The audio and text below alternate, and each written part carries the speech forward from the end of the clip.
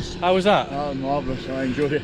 Hello and welcome to another episode of Come Fly with Lee. Today you join me and Chris flying on a beautiful autumn morning as we have a flight between Slape and Welshpool, conducting some general handling flying over the Welsh borders. It's a beautiful autumn day. You can see the colours of the trees beneath us as we take advantage of some slow flight to take in the scenery beneath us. It's great to have Chris fly with us today. Chris is the father of a work colleague of mine and he's flying as a birthday treat. As we fly along here, in a moment you'll see us take some avoiding action as we have a visitor join us. Flying at around about 1,700 feet, in a moment you'll see me take an avoiding gentle right turn to avoid a bird of prey which flies down the left hand side of us. Now, bird of prey is something that we do encounter whilst we're flying. We have to keep a close eye out for them. Not something that we encounter every flight, but certainly not a first. Now, Chris is a pilot himself. He's got a private pilot's licence on a fixed-wing aircraft, and he's also done a number of hours towards a PPL for helicopters. Although he's not flown in an auto gyro before, so today it's a great opportunity for him to experience a new type of flying, in particular the open cockpit element to flying auto gyros.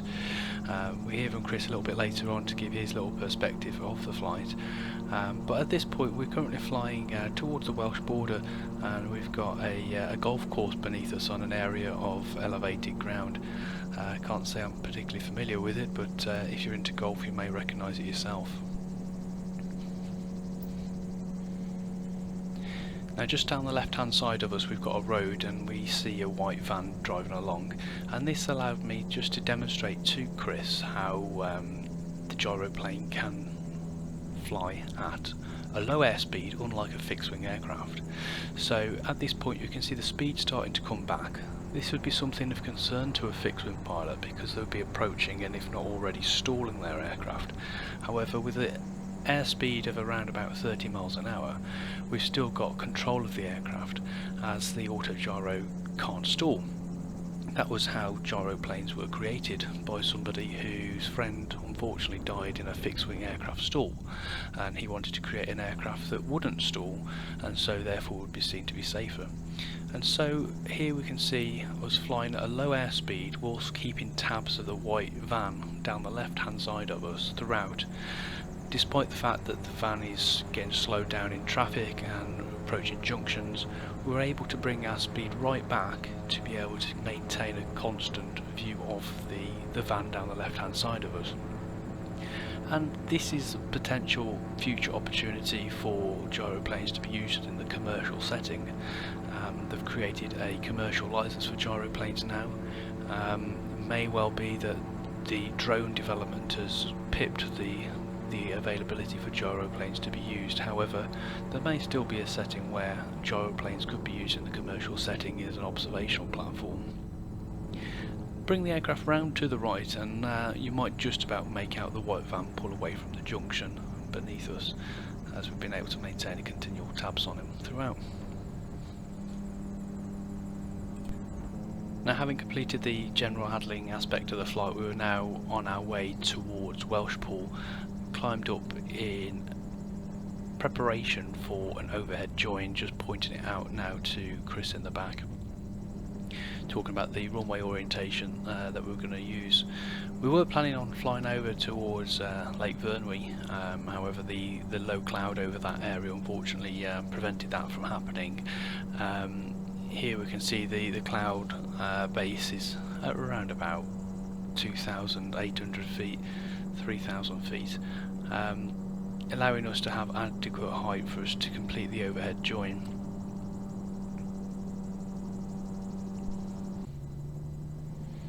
So now we've completed our overhead join into Welshpool for runway 04, which is a left hand circuit, and we are on short final. Now, as I mentioned in a previous video, there's no separate taxiway here at Welshpool, so if you want a taxi from one end to the other, you're committed to have to use the runway.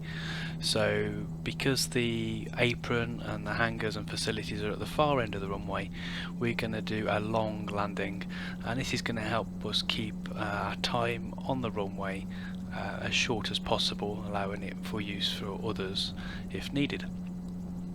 So at this point we're very low to the ground. If we have an engine failure we are safely going to be touching down, but around about now we bring the power back, allow the aircraft to slow down, and then we touch down.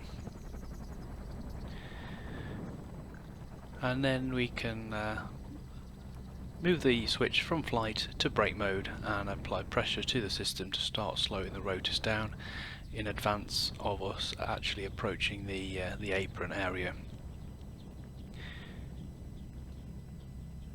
So as we vacate off to the left, we're going to be slowing the rotor system down and then clearing the runway, coming to a complete stop before we proceed forwards and making sure the rotors are totally stopped.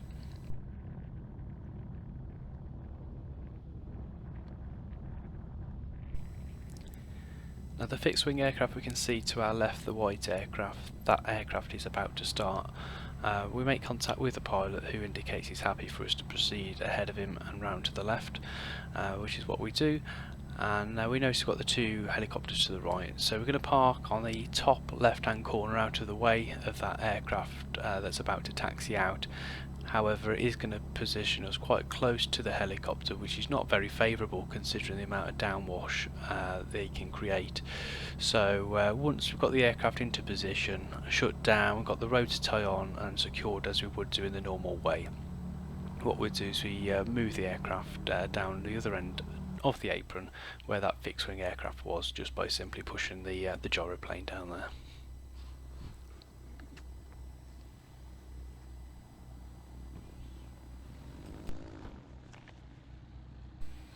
Now I'm quite keen to hear from Chris, to hear what his perspective of the flight is, especially considering that he's flown in fixed wing and helicopters before.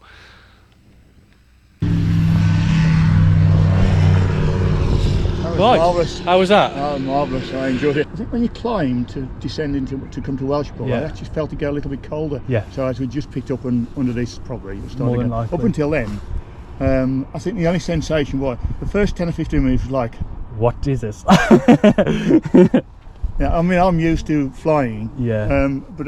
But even now these days, heights, you know, I can't go up ladders like I used to, and that was that. I was thinking, but once I'd sort of, you know, I didn't move for a bit, thinking. Yeah. And also, I just wanted to keep myself contained, as you'd said, because you're very conscious about the, you know, the proximity of everything. Yeah.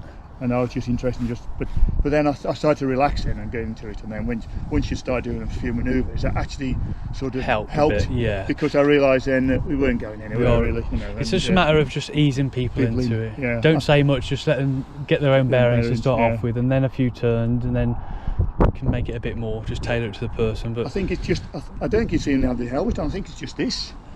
Yeah, yeah. Because I know when I used to take people up, you just use it, and I used to tell them to just look at the wheel, look through the end, look at the wheel, and then look down, and you realise that, you know, you get used to that perception of going looking straight down. Yeah.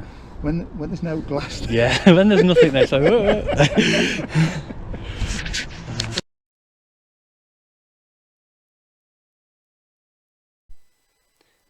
So hearing Chris's views of the flight, it brought back some memories of my first flight in an auto gyro. I think people who've got some fixed wing experience in the past who are trying open cockpit flying for the first time have a bit of initial shock to the system. I know I certainly did, and it took me a little while just to settle into it, but when you do, it's certainly something in which you get used to and soon settle into. I know Chris felt more relaxed going into his second takeoff because he'd done it before, and it was great to fly with somebody who's got previous flying experience. And I certainly hope he comes back for another flight.